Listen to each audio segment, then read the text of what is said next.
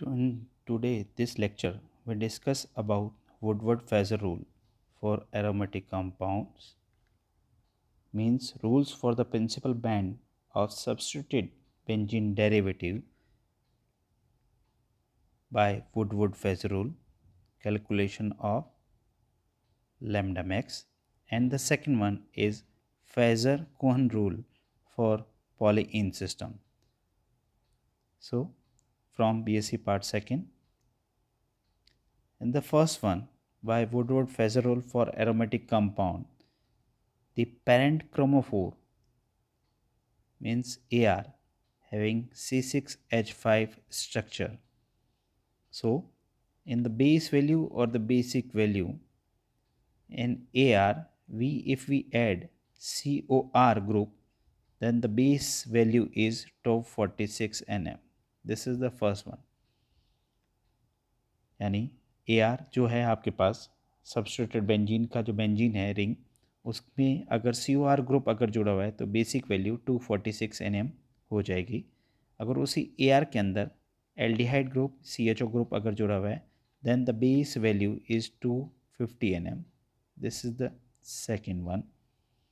And the third one, when AR में जो है सब्स्टिट्यूट है X जो है वो COOH है या COR हो, तब उसकी बेस वैल्यू या बेसिक वैल्यू 230 nm उसके अंदर लिखेंगे. तो तीन चीज़ें होगी. AR के अंदर COR हो तो 246 nm, CHO 250 nm और COH हो या COR हो 230 nm लिखेंगे. नाउ जैसा कि पहले में रिंग रेसिड्यू एल्काइल सब्स्टिट्यूट पढ़ा था, सेकंड में अपनों ने पढ़ा अल्फ़ा बीटा और गामा. इसके अंदर सब्स्टिट्यूट जो पढ़ेंगे वो ऑर्थो, मेटा और पैरा पढ़ेंगे. तो एल्काइल या रिंग रेसिड्यू अगर ऑर्थो और मेटा पे है +3 nm और पैरा पे है तो +10 nm इस बेस वैल्यू के अंदर ऐड कर देंगे. Next one OH OCH3, O alkyl group है तो ऑर्थो मेरा पे मेटा पे +7, पैरा पे +25 nm. नेक्स्ट वन NH2 अगर ग्रुप है तो ortho Meta +13, para +58. NHCOCH3 group हो ऑर्थो मेटा पे +20, पैरा पे +45. NHMe ग्रुप हो तो पैरा पे 73. NMe2 ग्रुप हो ऑर्थो मेटा पे +20 nm और पैरा पे +85 nm. अगर क्लोरीन ग्रुप है तो ऑर्थो और मेटा 0 लिखेंगे और पैरा पे +10. अगर ब्रोमीन जुड़ा हुआ है तो ऑर्थो और मेटा पे +2 और पैरा पे +15. ये सभी वैल्यू जो हैं इसको बेस वैल्यू के अंदर ऐड करेंगे. एग्ज़ाम से समझते हैं. एग्जाम्पल नंबर फर्स्ट,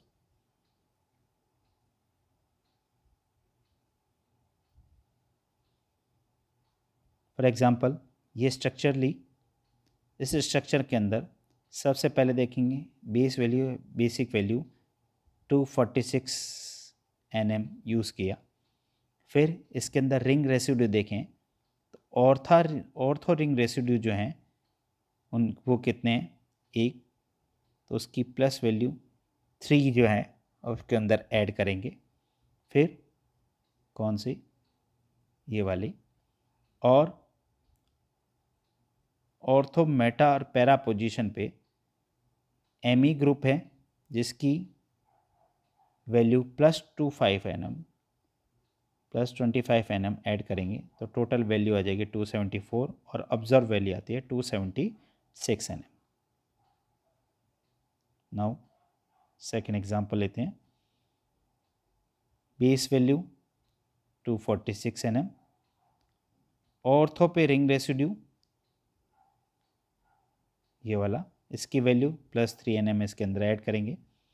फिर ऑर्थो पे OH ग्रुप है तो +7 nm इसके अंदर ऐड करेंगे ये वाली. तो इसका टोटल जो आ जाएगी वैल्यू 256 और ऑब्जर्व वैल्यू आती है 257.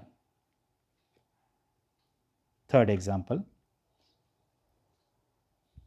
बेसिक वैल्यू अगेन 246 प्लस 25 कौन सा ऐड किया, ये सब्सट्रेट जो OMe जुड़ा हुआ है इसका टेबल के अंदर ऊपर देख लें, इसकी बेसिक वैल्यू जो है +2T5 Nm इसके अंदर ऐड करेंगे। सेकेंड है +7 Nm, MEO ग्रुप जो है वो जुड़ा हुआ है तो उसकी बेसिक वैल्यू के अंदर ऐड कर देंगे +7, और ये जो तीसरा है +3 Nm, ये इसको भी बेस वैल्यू के अंदर ऐड करेंगे तो टोटल वैल्यू आएगी 281 Nm, ऑब्जर्व वैल्यू आएगी 278 Nm। Next one is violation of Woodward-phase rule by biphenyls. इस ग्रुप के अंदर देखें तो बाइफिनाइल्स के अंदर इसकी बेसिक वैल्यू आ रही है 250 Nm which is not planar at 45 degree angle. Next one is 237 and 266 Nm. Substituence causes loss of coplanarity of orbital, loss of overlap, blue shift with reduced intensity. These are the violation of Woodward-Fez rule in biphenyls. Next topic is steric inhibition of resonance. In alkenes, trans isomers exhibit absorption at longer wavelength and high intensity. So, Woodward-Fez rule are applicable only if there is no strain around in the chromophore.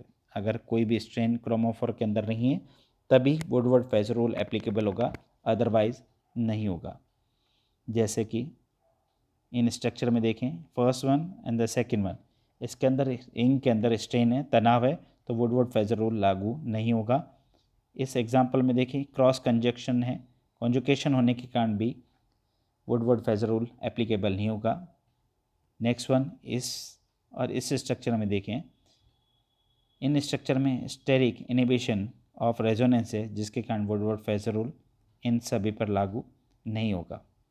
Next one, if calculated and experiment value of lambda max do not match, one can say that the molecule must have some strain.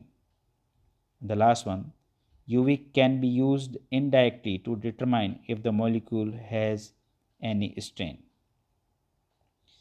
The last topic, which is known as Fraser-Cohen rule for conjugated polyene system. इसके लिए formula है lambda max की value निकालने का 114 + 5m + n bracket में 48.0 - 1.7n minus 1655 R endo minus 10 R XO. And the second is epsilon max is equal to 1.74 into multiply 10/4 n. यहाँ पे सबसे इम्पोर्टेंट है what do you mean by n? n is number of conjugated double bond, यानी पूरे system के अंदर conjugation के अंदर डबल बॉन्ड कितने हैं उनकी संख्या जो है वो n है, number of conjugated double bond. And the second one is where to mean by m, m है नंबर ऑफ एल्काइल सब्स्टिट्यूट और alkyl like substitute on the conjugated system, this is the first one. और very important is the number of ring residue, means number of alkyl और alkyl like substitute या जो rings residue रहेंगे उनकी संख्या जो है वो m का होगा। R endo is number of rings with endocyclic double bonds in the conjugated system and R exo is number of rings with exocyclic double bonds. इनकी value m, n, R endo और R exo की value lambda max में यानी first में और second में निकालने के बाद लैम्डा मैक्स की वैल्यू और एप्सिलॉन मैक्स की वैल्यू निकाल सकते हैं। Very good example is first one is lycopene. ये स्ट्रक्चर दे रखी है और इसके अंदर लैम्डा मैक्स की वैल्यू निकालनी है। इस लैम्डा मैक्स के निकालने के लिए जो वैल्यू थी वो लिखी पहले 114 + 5m। m जो है वो क्या है, नंबर ऑफ एल्काइल या एल्काइल लाइक सब्स्टिट्यूट या रिंग रेसिड्यू। इस लाइकोपिन के अंदर देखें कोई भी रिंग रेसिड्यू नहीं है, तो इसके अंदर एल्काइल सब्स्टिट्यूट की संख्या देखें तो एल्काइल सब्स्टिट्यूट की संख्या आएगी 1, 2, 3, 4 5 6 7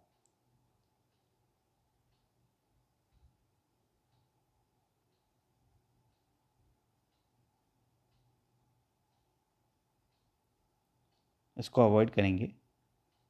ये तो हो गया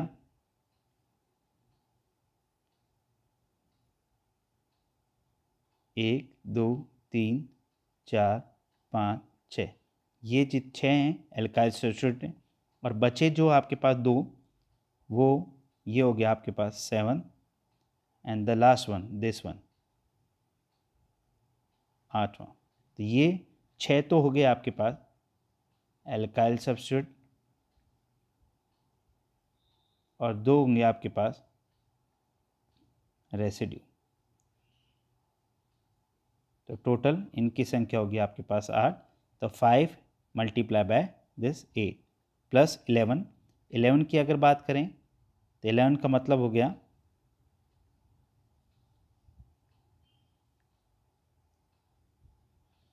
नंबर ऑफ कॉन्जुगेटेड बॉन्ड्स की बात करें 1 2 3 4 5 6 7 8 9 10 and 11। The number of conjugated double bonds 11 48.0 जो फार्मूला है minus 1.7 multiply by n 11 minus R endo is 0 R एर एक्सो इज 0। तो कैलकुलेशन करेंगे लैम्डा एक्स की वैल्यू आ जाएगी 474 nm, जो कि 476 कैलकुलेटेड वैल्यू के बिल्कुल बराबर है, यानी अपना आंसर सही। एप्सिलॉन मैक्स की वैल्यू की कैलकुलेशन करेंगे तो 1.74 multiply by 10⁴ multiply by n which is 11, answer आएगा 19.1 और ऑब्जर्व वैल्यू आएगी 18.6। ये पहला एग्जाम्पल था। सेकेंड एग्जाम्पल है बीटा कैरोटीन। इसके अंदर कैलकुलेशन करेंगे तो इसमें भी देखेंगे लैम्डा मैक्स की वैल्यू निकालेंगे तो फार्मूला वही 114 प्लस 5m, यहाँ m की वैल्यू आएगी 4, जो रहेगा 1 2 3 और 4। ये एल्काइल सब्स्टिट्यूट जो थे आपके पास, एल्काइल सब्स्टिट्यूट को लिख दिया 5 मल्टीप्लाई बाय 4। n जो है कॉन्जुगेटेड डबल बॉन्ड की बात करें तो ये 1 2 3 4 5 6 7 8 9 10 और 11, टोटल कॉन्जुगेशन के अंदर 11 हैं। तो 11 वापस लिख दिए 48.0 minus 1.7 again multiply by 11। R endo और आर एक्सो की वैल्यू 0 है। कैलकुलेशन करके देखें 114 प्लस 20 प्लस 322, आंसर जो आएगा 453, जो कि कैलकुलेटेड वैल्यू है और ऑब्जर्व वैल्यू के बिल्कुल पास में 452। अब यानी क्रॉस चेक करें तो आंसर बिल्कुल सही है। एप्सिलॉन मैक्स की वैल्यू बात करें 1.74 multiply by 10⁴ multiply by n की वैल्यू 11, आंसर आएगा 1.91 यानी 1.91 और ऑब्जर्व वैल्यू 15.2 के आसपास, यानी अपना यहाँ भी आंसर सही है। तो ये जो थे आज के इस लेसन में पढ़े Woodward Fieser rule for carbonyl compound